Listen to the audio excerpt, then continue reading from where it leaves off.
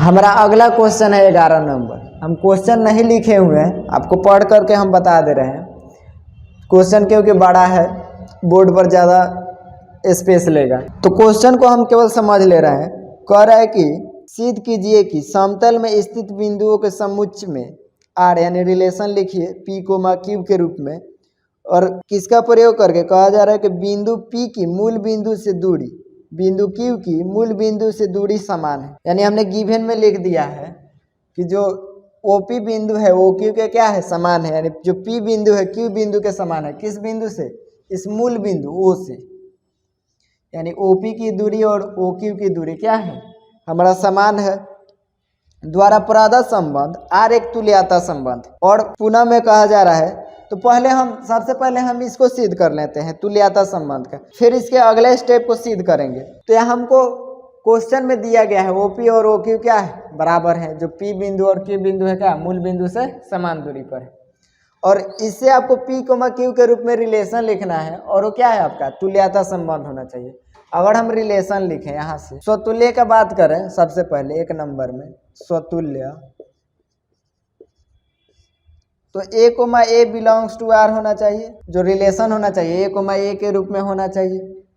तो अगर हम यहाँ पे देखें कि जो ओपी बिंदु है ये ओपी के ही समान होंगे, मतलब जो आपका ये बिंदु दिया गया है ओपी किसके बराबर है, खुद के तो बराबर ही होंगे। अगर ओ क्यू का बात करें ओ क्यू, तो ये किसके बराबर होंगे, ओ क्यू ये खुद के बराबर होंगे, यानी ओ क्यू के बराबर हो जाएगा। तो अगर हम यहाँ पर रिलेशन लिखना चाहें तो P comma P belongs to R हो जाएगा, और यहाँ पे Q comma Q belongs to R हो जाएगा। यानी खुद का जो दूरी है खुद के रेखा से समान होंगे, यानी ओ पी बराबर ओ पी होगा, जाहिर सी बात है। ओ क्यू बराबर ओ क्यू होगा, P comma P belongs to R, फिर Q comma Q belongs to R हो रहा है। तो अगर हम रिलेशन लिखते, इधर में रिलेशन लिख दे रहे हैं, तो रिलेशन अगर लिखें तो पी कोमा पी फिर क्यू कोमा क्यू, ये हमारा एक रिलेशन मिला और समतुल्य के लिए। अगर दूसरा हम देख ले सममित के लिए, दूसरा हमारा है सममित। सममित के लिए अगर देखा जाए तो इसमें 2 बिंदु होना चाहिए, ए बी और बी ए होना चाहिए। तो अगर हम यहाँ से ले लें ओ पी, और ये तो ओ क्यू के बराबर है, तो ओ पी बराबर हम ओ क्यू लिख सकते हैं, यानी ओ पी बराबर ओ क्यू। तो हम ये भी तो लिख सकते हैं ओ क्यू किसके बराबर हो जाएगा, ओ पी के बराबर नहीं होगा। जब ओ पी ओ क्यू के बराबर है तो ओ क्यू क्या ओ पी के बराबर नहीं होगा। तो अगर हम इसको लिखना चाहें इससे रिलेशन, तो हो जाएगा पी कोमा क्यू बिलोंग हो रहा है आर में, और फिर यहाँ से क्या क्यू कोमा पी भी क्या हो रहा है, बिलोंग हो रहा है आर में। तो रिलेशन अगर इसमें हम लिख दें क्या, पी कोमा क्यू फिर क्यू कोमा पी, तो ये हमने रिलेशन में लिख दिया, यानी P Q comma Q P. और तीसरा देखना है क्या, संक्रामक। तीसरा हम चेक कर लें संक्रामक। संक्रामक के लिए क्या होना चाहिए, यानी अगर तीसरा बिंदु इसी में ले लें, इसी रेखा के बराबर, यहाँ पे ले लें एस ले लें अगर, तो अगर हम इससे रिलेशन लिखना चाहें तो ओपी किसके बराबर हो जाएगा, ओ क्यू के, और ओ क्यू किसके बराबर हो जाएगा, ओ एस के। ये भी क्या है हमारा समान ही रेखा है। तो हम लिख सकते हैं इस तरीक़ा से ओ पी बराबर ओ क्यू, और फिर ओ क्यू बराबर ओ एस, ये हमारा ओ एस हो गया। जब ओ पी बराबर ओ क्यू है, ओ क्यू बराबर ओ एस है, तो ओ पी बराबर ओ एस नहीं होगा।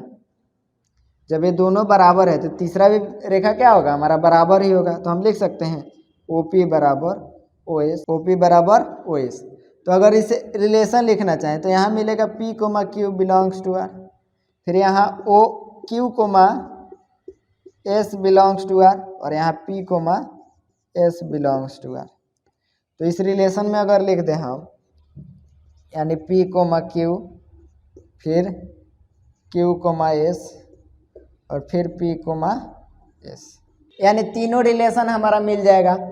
तीनों मिले क्या है, एक स्वतुल्य, दूसरा सममित, तीसरा संक्रामक, यानी तीनों रिलेशन मिल गया। आर का हमारा क्या होगा, एक तुल्यता संबंध होगा। तो इसका अगर आंसर लिखना चाहें तो लिख सकते हैं आर एक तुल्यता संबंध है। अरे क्या है, तुल्यता संबंध है, हमारा हो गया, यही क्या हो जाएगा, हमारा आंसर हो जाएगा। और फिर आगे क्वेश्चन में कहा जा रहा है कि कह रहा है कि पुनः सिद्ध कीजिए कि P नॉट इजकल टू 0 से संबंधित सभी बिंदुओं का समुच्चय P से होकर जाने वाली एक ऐसी वृत्त का निरूपित करें जिनका केंद्र क्या होना चाहिए, ये मूल बिंदु होना चाहिए। क्वेश्चन में कह रहा है कि P नॉट इजकल टू 0,0 होना चाहिए, यानी कि P का मान मूल बिंदु नहीं होना चाहिए और P से होकर जाने वाली ऐसी वृत्त का निरूपित करना है जिसका केंद्र क्या होना चाहिए, मूल बिंदु होना चाहिए, मतलब ये वाला पॉइंट होना चाहिए। और किससे दिखाना है, P से दिखाना है। केवल हमको क्या करना है कि एक वृत्त का निरूपित कर देना है, बस यही करना है। इस क्वेश्चन में यही कहा जा रहा है। तो अगर हम दूसरा बिंदु यहाँ पे ले लें, इधर ले लें A ले लें, इधर B ले लें, तो बस इस P बिंदु से निरूपित करना है वृत्त का निर्माण। जैसे ऐसे हम इस सब लाइन को मिला दें ऐसे करके, तो हमारा क्या हुआ, एक वृत्त का निर्माण हो गया। और जिसमें सभी ये जो हमारा रेखा है ये क्या है, समान है, यानी OP OQ के समान था, OQ OS का समान था। तो ये सब हमारा क्या हो जाएगा, जो रेडियस होगा यानी त्रिज्या होगा हमारा, सब क्या हो जाएगा, R हो जाएगा, यानी हमारा रेडियस क्या है, समान है। तो बस यही दिखाना है आपके क्वेश्चन में, यही कह रहा है कि इस मूल बिंदु से क्या कीजिए, एक वृत्त का रचना कीजिए। बस अगर इसको लिखना चाहते हैं तो इस टाइप से लिख सकते हैं। इसलिए OP बराबर R, बाकी सब बिंदु पर भी R होगा, जैसे बराबर OA, ये सब का होगा, हमारा जितना बिंदु है सब R के बराबर होगा, यानी OP OQ OS OB OA हमारा क्या होगा, सभी R के बराबर होगा। अतः जितने भी बिंदु है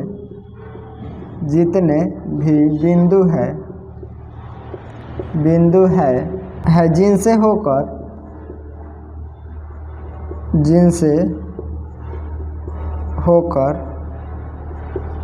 एक वृत्त का रचना हुआ जिसका केंद्र मूल बिंदु है,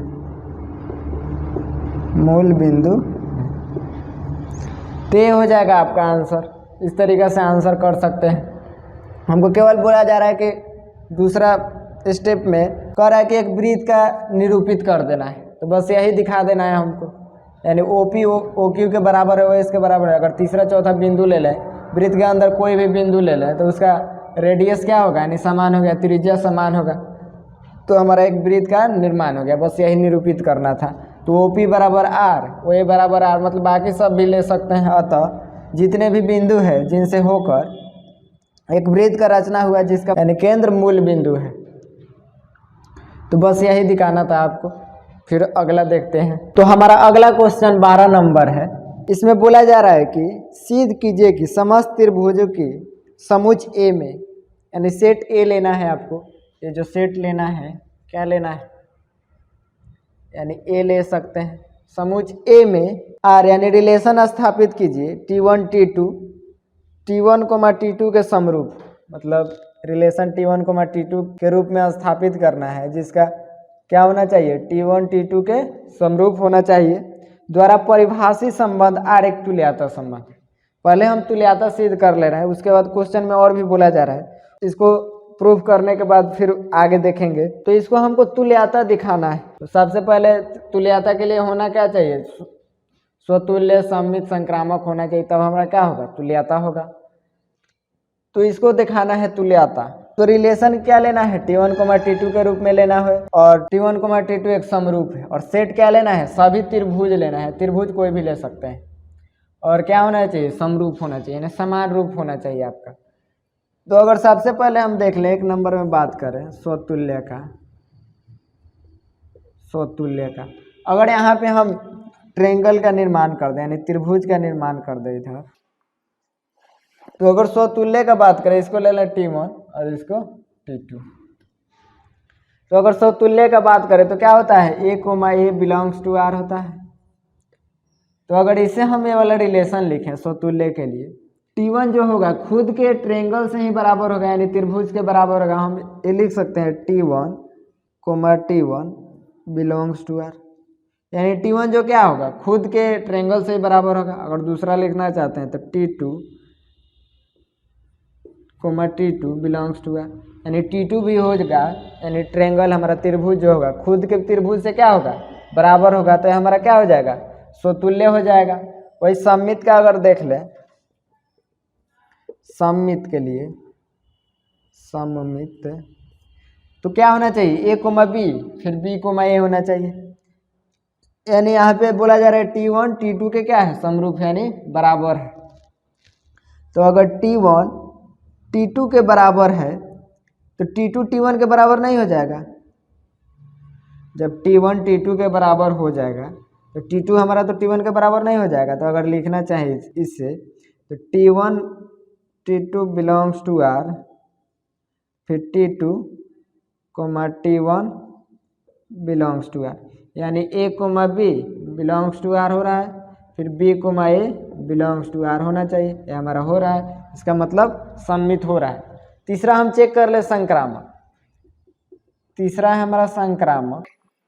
संक्रामक के लिए क्या होना चाहिए, A, B, C फिर A, C। अगर इस दो बिंदु के ले लें, मतलब दोनों त्रिभुज के ले लें, यानी T1 बराबर T2। अगर तीसरा कोई हम त्रिभुज ले लें इसमें T3, तो यहाँ T2 T3 के बराबर हो जाएगा, T2 T3 के बराबर। जब यहाँ पे T1 T2 के बराबर है, T2 T3 के बराबर है, तो T1 T3 के बराबर नहीं होगा। तो हम लिख सकते हैं T1 बराबर T3। तो अगर इसे रिलेशन क्या बना, T1 T2 belongs to R, फिर T2 T3 belongs to R, फिर T1 T3 belongs to R। तो हमारा देख रहे हैं तीनों मिल गया, यानी समतुल्य मिला, सममित मिला, संक्रामक मिला। तो ये हमारा तुल्यता हो जाएगा। तो हम लिख सकते हैं इसलिए R एक तुल्यता क्या है, संबंध है। तो ये हमने प्रूफ कर दिया, सिद्ध कर दिया तुल्यता संबंध। और क्वेश्चन में फिर आगे बोला जा रहा है, कहा जा रहा है कि भुजाएं 3, 4, 5 वाले समकोण त्रिभुज T1 है, यानी समकोण त्रिभुज है। भुजाएं 5, 12, 13 वाले समकोण त्रिभुज T2 है, तथा भुजाएं 6, 8, 10 वाले समकोण त्रिभुज T3 पर विचार कीजिए कि T1 T2 T3 में कौन से त्रिभुज परस्पर संबंधित है। यानी परस्पर संबंधित का मतलब कौन सा त्रिभुज आपस में संबंधित है, बस यही चेक करना है। तीनों त्रिभुज में 3 त्रिभुज दे दिया गया है, उसका साइड दे दिया गया, यानी भुजाएं दे दिए गए हैं, और उससे आपको चेक करना है कि इस तीनों में से कौन परस्पर संबंधित है, मतलब बराबर है। तो T1 T2 T3 दिया हुआ है, यानी इसमें क्या दिया हुआ है, T1 में दिया हुआ है 3, 4, 5, और T2 में दिया हुआ है 5, 12 और 13, और T3 में दिया हुआ है 6, 8, 10। ये हमको क्या दिया है, साइड दिया हुआ है। और एक जो ट्रेंगल है क्या है, समकोण त्रिभुज। समकोण त्रिभुज का मतलब यानी एक थीटा 90 डिग्री होगा, 3, 4 ये वाला 5 हो जाएगा। फिर ये भी सब हमारा तीनों क्या है, समकोण त्रिभुज, यानी 5, 12, 13, और यहाँ पे क्या हो जाएगा, ये भी हमारा क्या है, ट्रायंगल जो है समकोण त्रिभुज है, यानी 6, 8, 10। और इससे हमको क्या करना है, परस्पर संबंध दिखाना है कि किस में रिलेशन हो रहा है। मतलब अगर हम T1 और T2 को देख लें, अगर T1 T2 को अगर बराबर करें, तो देख रहे हैं कि हमारा दोनों त्रिभुज बराबर हो रहा है कि नहीं। और किसका प्रयोग करके, इस क्वेश्चन के मुताबिक कहा जा रहा है कि T1 T2 क्या होना चाहिए, समरूप होना चाहिए, यानी समान रूप का होना चाहिए। तो समान रूप कब होगा, जब हमारा सब भुजाएं बराबर होगा, तब जाकर क्या होगा, हमारा समरूप होगा। और इसी से आपको क्या दिखाना है, रिलेशन की, मतलब कि इसमें परस्पर संबंधित। अगर T1 T2 का बात करें, T1 ले लें, T1 तथा T2 से जब समरूप होता है तो सभी भुजाएं हमारा क्या होगा, बराबर होगा। और हमको इस त्रिभुज में कंपैरिजन दिखाना है भुजा से।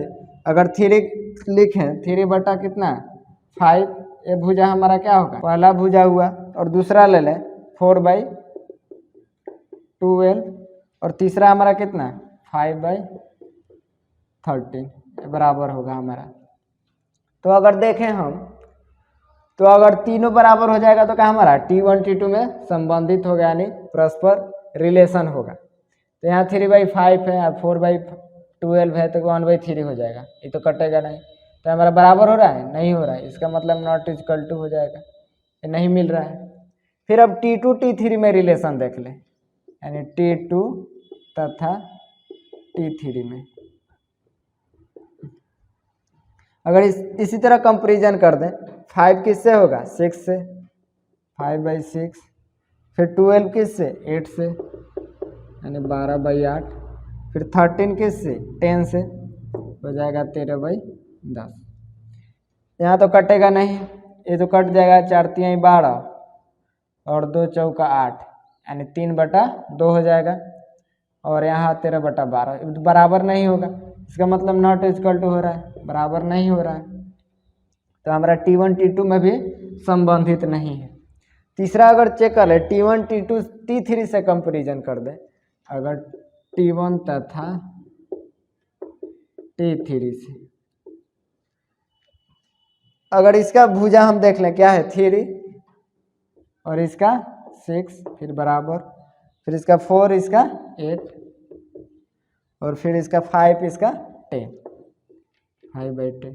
यहाँ तो कट जाएगा 1/2, ये भी कट जाएगा 1/2, 1/2, यानी क्या मिला 1/2 बराबर 1/2 बराबर 1/2, यानी सभी भुजाएं हमारा क्या हो रहा है, बराबर हो रहा है।